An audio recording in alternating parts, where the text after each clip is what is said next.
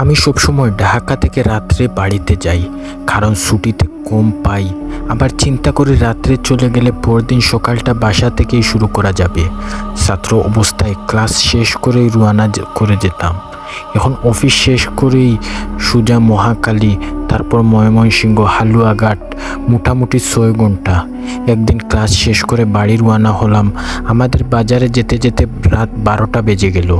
বাজারে গিয়ে দেখি সুভাষ, আমার বাল্য বন্ধু, আমাকে দেখেই বলল, আমরা তো প্রতিদিন রাতে কদমতলী জংশনে আড্ডা দিই, তুই খেয়ে চলে আসিস।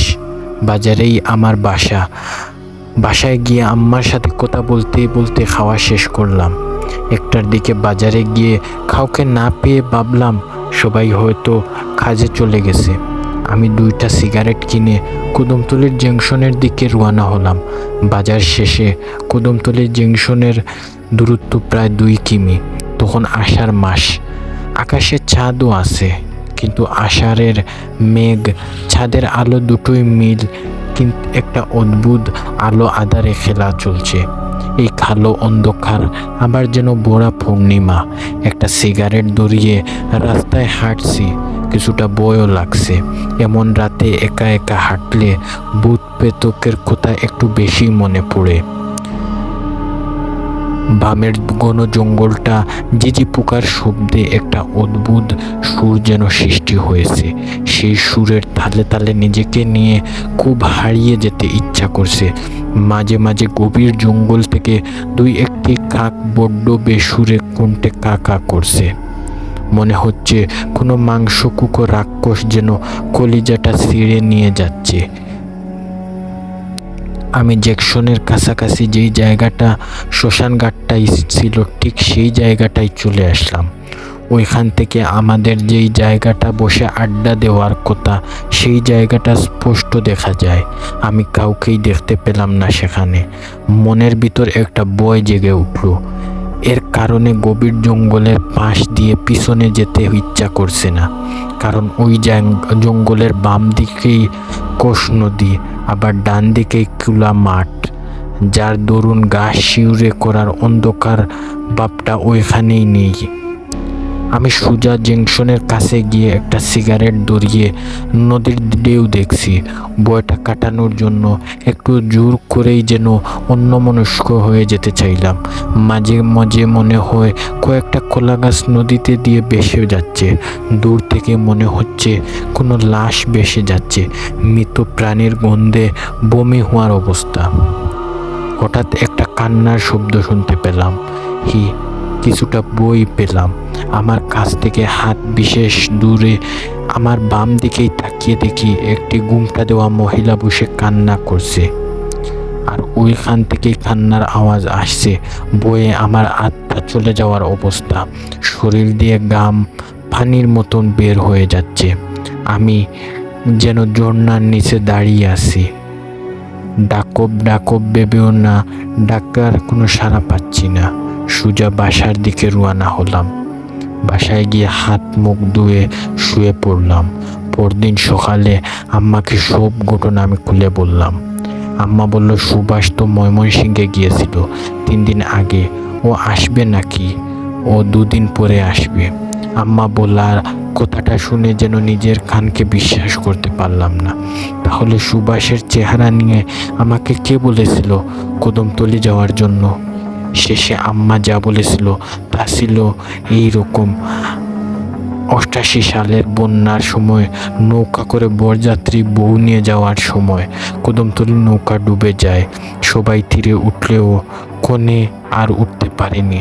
সেই থেকেই ওইখানে মাঝে মাঝে কনেকে কদমতলী জংশনের আশেপাশে কাঁদতে দেখা যায়। আবারও অনেকেই নাকি সেখানে দেখেছে। এরপর থেকেই আমি অনেক সাবধান হয়ে গেছি এবং রাতে আমি সাবধানে চলাফেরা করি। তাহলে চলুন 2 নম্বর ঘটনাটি শোনা যাক।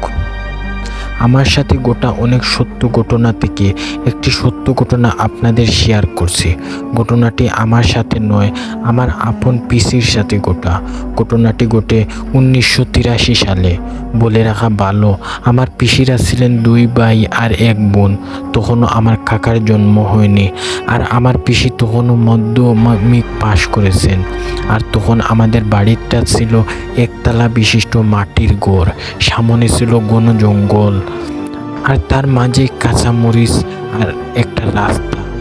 আর তখনকার সময় মনে তো জানেন, বিদ্যুতের ব্যবস্থা ছিল না। চলে যায় মূল ঘটনায়। সময়টা ছিল বর্ষাকাল, বারবা ছিল এবং সময়টা খেলতে গিয়েছিল বারবা। সেই দিনই সন্ধ্যা যখন সুই আর বাড়িটা জঙ্গলের পাশে হওয়ায় এবং বৃষ্টির সময় হওয়ায় বাড়িটা অতি দ্রুত আদারপুরি এবং নির্জন রাজ্যে পরিণত হয়। পিসি জঙ্গলের পাশের ঘরে হরিকেন নিয়ে পড়তে বসেছেন।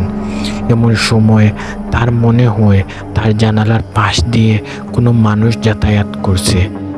তখন তিনি হরিকেন উঁচিয়ে ধরে জানালার পাশে এসে জিজ্ঞেস করেন, কে ওখানে? কোনো উত্তর না পাওয়ায় তিনি আবারও একই প্রশ্ন করেন। তারপর তিনি দেখতে পান কেউ একজন আমার বাবার মতন দেখতে একটি ছোট বাচ্চা জঙ্গলের ভিতর চলে যাচ্ছে, যার পরনে ছিল একটা সাদা টি-শার্ট আর 3/4 প্যান্ট, আর চুল ছিল কুকরানো। আমার পিসি তাকে আমার বাবা ভেবে ডেকে বললেন, তিলক। এই তিলক ছেলেটি একটু দূরে গিয়ে পিছন ফিরে তাকালো। হরিকেনের আলোয় স্পষ্ট বোঝা না গেলেও এটা বোঝা যাচ্ছিল যে ছেলেটির মুখের রং ফ্যাকাশে। সে কে সেটা নিয়ে পিসির 7-5 না ভেবেই আবারও বলল, ওইদিকে কোথায় যাচ্ছিস? সন্ধ্যা হয়নি, ঘরে আয়, বাইরে বৃষ্টি হচ্ছে, দেখতে পাচ্ছিস না? আমি কিন্তু মাকে সব বলে দেব। ছেলেটি আর তাকালো, ঘন জঙ্গলের মাঝখানে মিলিয়ে গেল। পিসি আমার দিকে এসে সব বলল। দিদা বলল, আচ্ছা, ও আগে বাড়ি ফিরুক, তারপর দেখা যাবে। বৃষ্টি থামবার একটু পরই বাবা বাড়িতে ফিরলেন। পিসি তাকে জিজ্ঞেস করলেন, কিরে তুই কি একটু আগে আমার কথা শুনতে পাসনি? বাবা আশ্চর্য হয়ে বললেন, কি শুনতে পাবো? আর তার চেয়ে বড় কথা, আমি তো এখানেই ছিলাম না। তাহলে পিসি? আরে কি বলবো দিদা, বারণ করায় তো সে বাবাকে আর কিছুই জানায়নি। রাতে ঘুমাইবার সময় দিদা বলল, শিখা, ওটা তিলক ছিল না। পিসি বলল, তাহলে ওটা কে ছিল? দিদা বলল, ওটা টিকু ছিল।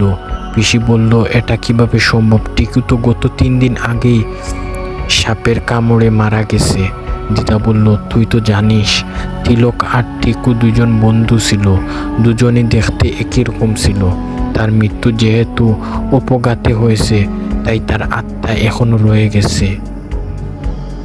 বন্ধুরা, আজকের ঘটনাগুলো যদি আপনাদের বিন্দু মাত্র ভালো লাগে থাকে, তাহলে লাইক দিয়ে চ্যানেলটা সাবস্ক্রাইব করে রাখবেন এবং ফিরবো নতুন ঘটনা নিয়ে। এবং এই পর্যন্ত আপনারা সাথে থাকুন আমাদের।